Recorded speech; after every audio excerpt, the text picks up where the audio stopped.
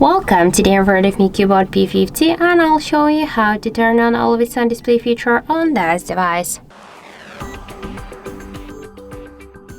So unfortunately by default we have now installed the Always On Display feature. That's why we should get the application from the Play Store.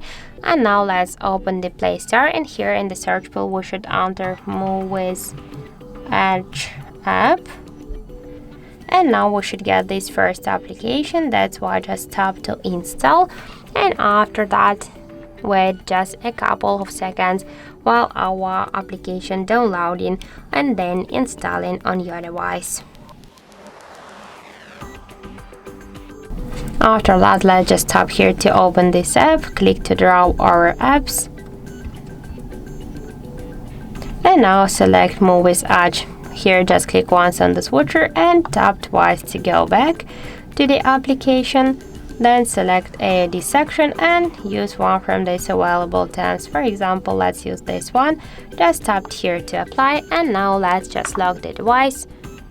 Tap twice to the power key, and now we can see that the Always On Display feature successfully activated.